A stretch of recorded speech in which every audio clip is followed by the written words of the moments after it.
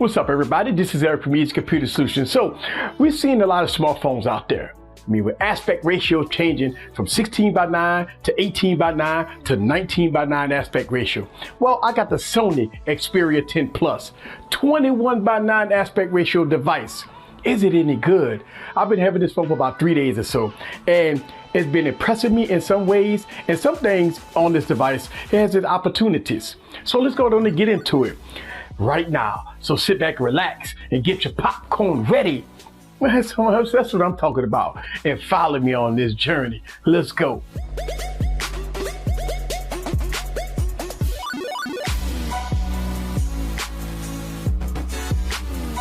What's up, guys? This is Eric back with another video. So on this YouTube channel, I've made a lot of videos about Xperia phones, Sony phones, right? And I made a lot of huge statements on this YouTube channel talking about how good the displays are with these devices, right? And so Sony, in 2019, come up with the Sony Xperia 10 Plus, and I got the huge, narrow looking device in my hand right here, right? So let's go ahead and talk about the specs. This device is a huge 6.5 inch, 21:9 aspect ratio, 1080p display, nice, bright and vivid. We got the Snapdragon 636 processor with 4 gigs of RAM, 64 gigs of internal storage, complemented by SD card support. We got a 3000 milliamp battery in here. Also a dual camera setup, which consists of 12 megapixels and 8 megapixels. And we have a front camera, which consists of a 8 megapixel camera. So with the specs here, this is a mid-range device, mid $400, right? So with the 636 processor, 4 gigs of RAM, listen, it's not a powerhouse of a device, but it will get the job done. Let's go on and talk about the design of the Xperia 10 Plus. Listen, when you pick up this device, you already know it's a totally different device. Coming from a device I just reviewed of the Sony XA2 Ultra, is different. I mean, really different with this huge 6.5 inch, 21:9 aspect ratio. One thing about this phone that I like when it comes down to the design, watching YouTube videos, Netflix and stuff like that, it is a different experience. I mean, I really do like watching movies on this display. I mean, it's wide, you sit it down and you can see a whole lot of content edge to edge with this display. So more about the design of this device. You're not getting glass on glass. You're not getting a fancy design. You get that polycarbonate design on the back, right? It looks, it feels good. You can rock it without a case if you want to. I mean, you do have the cameras protruding out a little bit. So when you put it on the table, it does give you that hump factor, right? So, but overall, the look and feel looks good. It don't feel cheap. It does have a little heft to it. So it don't feel cheap and it don't look cheap. With all that said, I am not knocking the design too much because of the price point. Listen, this is not $1,000 phone, mid $400 phone. So, you know, you have to have an open mind when reviewing, especially for me and other people that's watching this video. You have to have an open mind when looking at a mid-range device. You're not going to get all the bells and whistles, but it's okay. It's definitely okay. So let's go over the device. You got the huge 21:9 aspect ratio screen here, 1080p. On the right side, you got your power button along with a fingerprint scanner and the volume rocker up and down. And then on the left side, you got your SIM tray along with micro SD card support. At the top, you got your headphone jack. Yes, it's a headphone jack. And at the bottom, you do have one speaker. And I'm gonna talk about speaker in a minute. It's one speaker also with USB Type-C. It has all the functionality with the headphone jack that you know and love, and it's look, I like it for mid $400. That is nice for this device.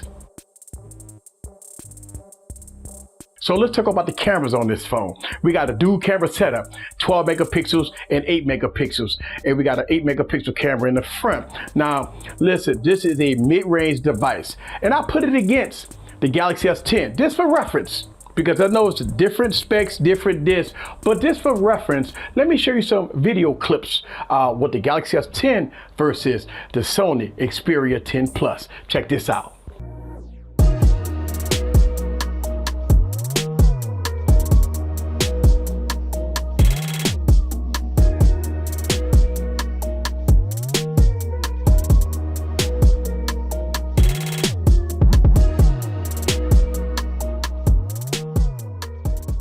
All right, so here it is, the Galaxy S10 Plus versus the Sony Xperia 10 right here.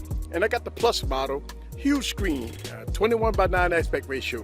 And I know that this is a budget device compared to a flagship, but I want to let y'all guys see the difference between a flagship and a mid-ranger, especially the new kid on the block, the Sony and the Galaxy phone. I got this running at 1080p, 30 frames per second, but you be the judge for yourself. I got full camera reviews coming out for this phone by itself, but I wanted to let y'all guys see. Look at that. You be the judge for yourself. How good does the video look? Right here. Let's go to the walk and see the optical image stabilization or lack thereof on either device. See how smooth sailing it is. Let's go check out the white balance as we look at the sky. See how blue the sky is and come back down here. Yes. So I want to give you a short clip on the Galaxy S10 Plus and the Sony Xperia 10 Plus. Again, I know it's the difference between flagships and mid-ranger, but I just want y'all guys to see the difference between this $1,000 phone, the Galaxy S10, versus a mid-$400 phone, and the Xperia 10 Plus. There it is. So let's talk about performance on this device. Listen, it's running Android 9.0 with February security patch as of recording this video. Look, this is a 636 processor with 4 gigs of RAM. You're going to get pretty decent performance out of this device. Listen, I played games on here. It didn't hiccup, it didn't stutter. Going through the OS, it didn't hiccup, it didn't stutter. Looking at the benchmark test, yes, it's mid-range scores when you're looking at it. So overall, you're going to get a very pleasing experience as far as performance with this device. I don't have any problems. I didn't see any hiccups with this device the past 3 days. Listen, I got my main SIM in here. I've been rocking and rolling. I've been using it very heavily, and for most part, it has gave me a very smooth experience. So one thing that I'm going to knock about the Xperia phone here is that, and this is catered to Android 9, right? You have this static search bar at the bottom of your display and you cannot remove it. So again, I'm forced to use like Nova launchers and stuff like that on my devices because I cannot customize my devices. And look, that's an Android 9.0 issue, not a Sony issue.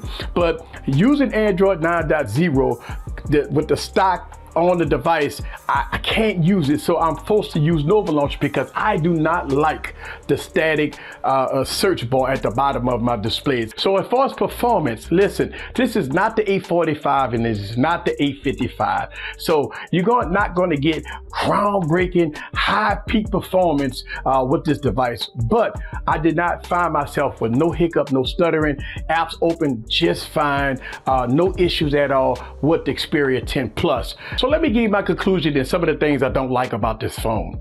Look, with the huge 21:9 aspect ratio, watching YouTube videos and Netflix and stuff like that is a charm to watch. Listen, this phone only have one body-refined speaker. The speaker is okay, it's not that great, it's kind of tinny.